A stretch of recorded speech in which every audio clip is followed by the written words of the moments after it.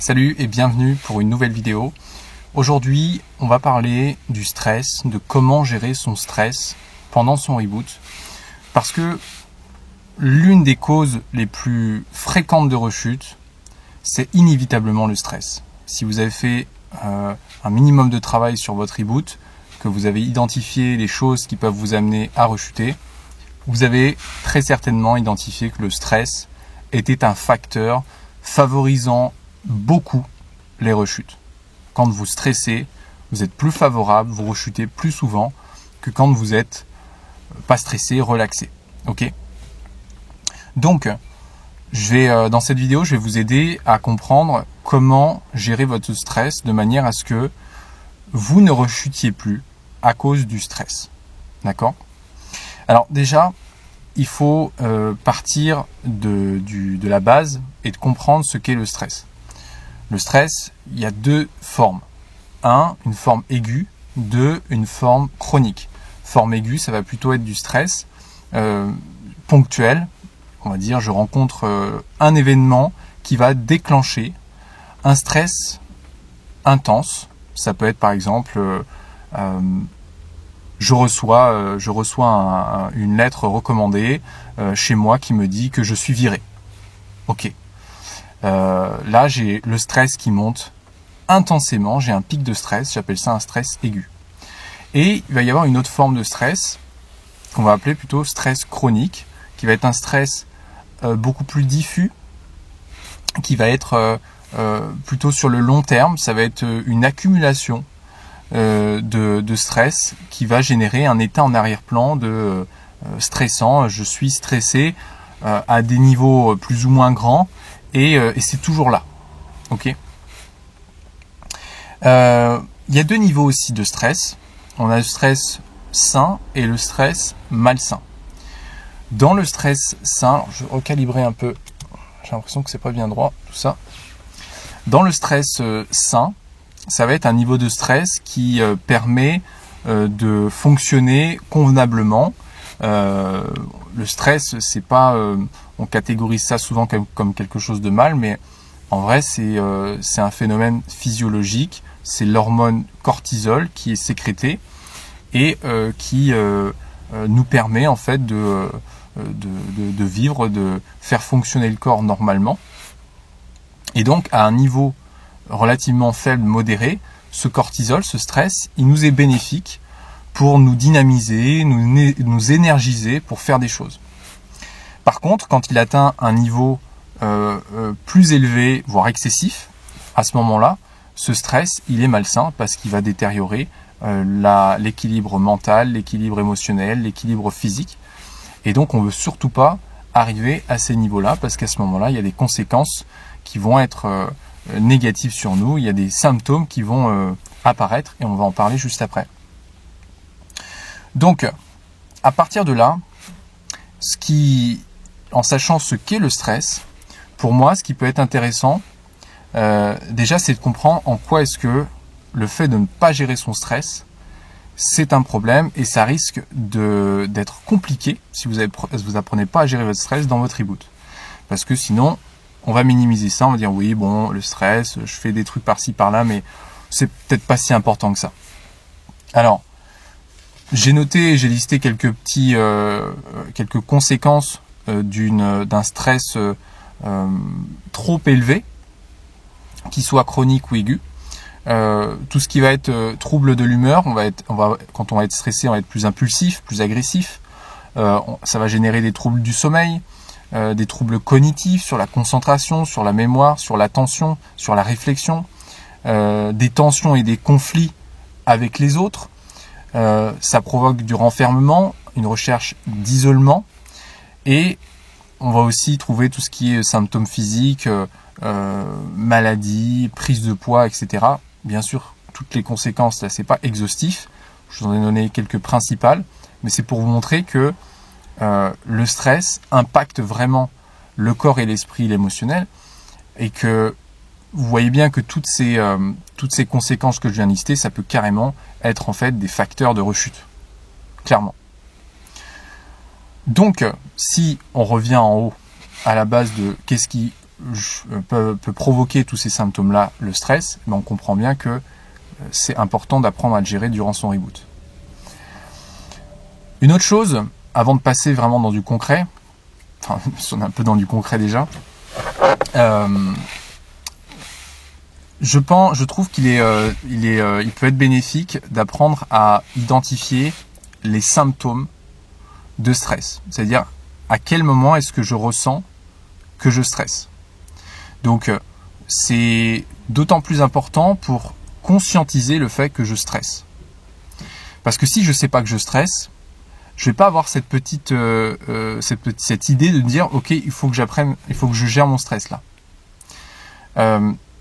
Donc, je vais vous lister quelques petits exemples de symptômes qui peuvent indiquer que vous souffrez de stress, en tout cas de stress trop important. Donc vous êtes agressif, vous êtes souvent en colère, vous avez un manque d'attention, manque de concentration, manque de mémoire, vous n'arrivez pas à travailler, vous n'arrivez pas à vous concentrer sur une tâche de manière détendue et focus. Vous avez des comportements compulsifs, que ce soit liés au porno, mais liés à d'autres choses, d'autres substances, d'autres sources de stimulation. Vous n'arrivez pas à tenir en place, vous êtes hyperactif physiquement et mentalement, vous avez des tremblements. Et puis on peut reprendre les conséquences que j'ai notées juste en haut. Vous avez des troubles de sommeil, des troubles digestifs, des tensions. Bref, plus vous serez au clair avec les signaux, les symptômes qui vous montrent que vous êtes stressé, plus vous serez conscient de votre état émotionnel au quotidien, et plus vous pourrez du coup répondre plutôt rapidement à ce stress, le gérer plus facilement, plus rapidement, et donc éviter la rechute. Okay ? Donc identifiez vos symptômes de stress. Quels sont vos symptômes à vous que vous rencontrez quand vous êtes stressé. Faites-vous une liste et gardez-la précieusement. Ensuite, comment faire pour gérer ce stress? Alors il y a différentes façons, à mon sens, de gérer son stress. Déjà, je vous recommanderais de faire un truc, c'est de développer des mécanismes d'adaptation au stress. Surtout, on va se concentrer sur le stress aigu. C'est-à-dire, qu'est-ce que vous avez aujourd'hui comme outil, comme stratégie, comme technique d'adaptation, de gestion quand vous avez un stress aigu, quand vous stressez de manière ponctuelle, très intensément. Parce que si vous n'en avez pas, vous risquez d'essayer de résister, de lutter à la volonté. Vous n'allez pas savoir quoi faire. Et donc forcément, ça va empirer. Éventuellement, vous allez vous rabattre sur une solution court terme, échappatoire, comme le porno, ou comme d'autres choses. Mais vous n'apprendrez jamais à gérer ce stress-là de manière saine et vous subirez les conséquences de vos comportements compulsifs. Donc, c'est important pour vous de développer ces mécanismes, ces stratégies d'adaptation. Ça pourrait être par exemple, il existe des exercices respiratoires. Il existe des outils d'extériorisation des émotions, comme le fait le journaling, comme le fait d'en parler à quelqu'un, de demander de l'aide à une personne extérieure. Ça peut être en passant par aussi lâcher prise, ça peut être en priant, en s'en remettant à Dieu, dans toute cette notion de je lâche le contrôle que j'essaye d'exercer, j'accepte. On est dans un processus aussi d'acceptation. Ça peut être aussi au travers d'un dialogue intérieur. Ça, c'est un bon outil aussi que je développe dans le programme qui permet justement de communiquer avec soi, avec ses émotions pour pouvoir éviter de rentrer dans une lutte intérieure contre soi et ses émotions. Donc vous voyez, il y a différentes façons dont vous avez la possibilité de gérer votre stress quand il est aigu. Ensuite, ce que je vais vous inviter à faire, c'est de réfléchir à développer des stratégies de régulation du stress régulières et permanentes. Ça veut dire quoi? Ça veut dire que là, je vous ai partagé comment gérer le stress aigu, mais il y a aussi le stress chronique qui qui est un gros facteur de rechute et qui est prédominant aujourd'hui dans notre société parce qu'on vit dans une société qui favorise énormément le stress. Donc si aujourd'hui on n'a pas de stratégie de régulation du stress de manière régulière, qu'on cultive, qu'on nourrit au quotidien, eh ben ce stress chronique, on va le subir. On va subir toutes les conséquences derrière. Donc, développer ces stratégies pour vous dire, ok, qu'est-ce que je pourrais faire au quotidien ou chaque semaine pour m'aider à réguler mon stress, à le faire diminuer, à l'extérioriser, de manière à ce que je n'atteigne pas des niveaux de stress trop excessifs et qui empiètent sur ma santé physique, émotionnelle, mentale. Ça pourrait être par exemple inclure dans votre quotidien de la méditation, pratiquer régulièrement du sport, faire du journaling, prier. Toute pratique spirituelle qui vous permet de lâcher prise, de libérer votre stress est intéressant. En tout cas, avoir une bonne hygiène de vie, aussi alimentation, sport, sommeil, ça aide énormément. Faire des sorties en nature aussi, surtout quand on vit dans un milieu très urbanisé, c'est ressourçant, ça permet de quitter ces stimulations régulières et se connecter à quelque chose qui nous fait ressentir une connexion et du bien. Ça peut être via la connexion sociale, rencontrer des gens, échanger, partager. Ça peut être en pratiquant la pleine conscience. Ça peut être via des techniques d'exposition au froid, la méthode Wim Hof. Ça peut être aussi de la musique. Il y a des musiques, il y a des sons qui peuvent vraiment aider à se relaxer. C'est sûr que si on écoute du métal tous les jours, à un moment donné, c'est pas ça qui va relaxer. Donc, voyez, dites-vous, ok, qu'est-ce que je peux faire régulièrement pour gérer mon stress de manière automatique sans avoir à y penser. Le but, c'est d'inclure ces techniques-là, pas toutes, bien sûr, pas forcément toutes, mais de les inclure dans votre quotidien de manière à ce que vous n'ayez plus besoin d'y penser, vous régulez votre stress automatiquement, régulièrement. Maintenant qu'on a fait ça, pour moi, il y a une troisième chose qui est très importante. Je vois que mon niveau de batterie est bas. J'espère que ça ne va pas couper, je vais me dépêcher. Une troisième chose, c'est, on va aller chercher plus en profondeur encore. Je vais vous demander d'aller identifier les sources de stress chronique qui peuvent impacter votre vie.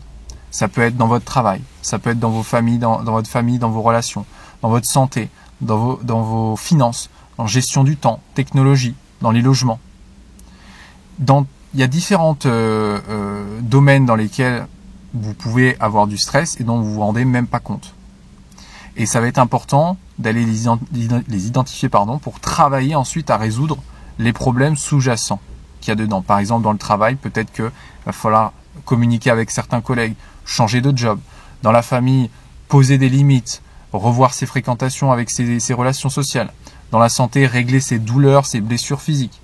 Finance, stabiliser, gérer son argent. Gestion du temps, planifier, s'organiser. Technologie, fixer des limites, réduire son activité sur le portable. Logement, déménager, résoudre les problèmes qu'il y a liés au logement qui font stresser. Ok ? Donc finalement, c'est regarder un petit peu sa vie. Et je sais pas pourquoi le portable bouge toujours.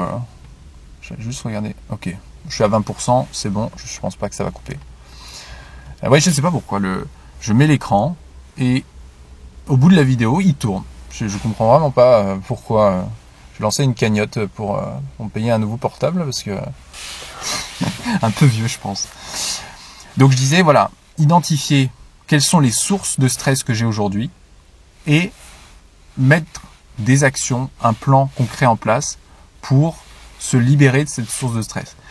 J'ai placé ça à la fin parce que je pense que c'est important déjà de voir, ok, qu'est-ce qui est en mon contrôle maintenant que je peux faire sur mon stress aigu, sur mon stress chronique que je peux mettre en place régulièrement, parce que ces choses-là, ça prend un peu plus de temps. Ça prend un peu plus de temps, par exemple, de changer de job si mon job est complètement hyper stressant, si j'ai des problèmes de relation avec certains proches, si j'ai des problèmes de finances, si j'ai des problèmes de santé, c'est des choses qui vont plutôt avoir un impact sur le long terme.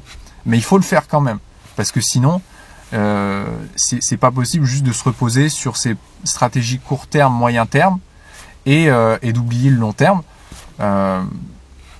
C'est bien beau de faire de la méditation, de faire du sport, de bien manger, tout ça, mais à un moment donné, si on vient pas taper dans le mille, dans les sources de stress profondes, en fait, on essaiera juste de mettre un pansement sur des trucs, de toujours remettre le pansement sur une plaie qui saigne sans aller passer par la case opération. Ok. Voilà tout ce que j'avais à vous dire aujourd'hui sur la gestion du stress pour vous aider dans votre reboot. N'hésitez pas à me dire ce que vous en avez pensé dans les commentaires. Nous, en tout cas, chez Reboot Mastery, dans le programme, on vous aide à créer ce plan personnalisé pour gérer votre stress. Donc, si vous avez besoin d'aide par rapport à ça, je vous invite à réserver une session d'évaluation avec mon coach Nicolas qui fera le point déjà sur votre situation, voir où est-ce que vous en êtes, vous guider vers ce que vous auriez besoin le plus de faire. Il n'y a rien à vendre dans cet appel, c'est vraiment là juste pour faire le point avec vous. Si jamais on voit que vous avez un profil qualifié pour rejoindre notre accompagnement, on vous le dira, on vous proposera et vous serez libre de refuser ou d'accepter d'aller plus loin. Et ça, c'est vraiment à la toute fin, après qu'on ait fait le point avec vous. Et puis voilà. Donc n'hésitez pas, le lien est en description. Je vous souhaite un bon week-end. Enfin bon, c'est un peu bizarre de souhaiter un bon week-end parce que vous regarderez peut-être pas la vidéo un week-end. En tout cas, je vous souhaite une bonne journée ou une bonne soirée. Et puis je vous dis à très vite dans une prochaine vidéo. Ciao!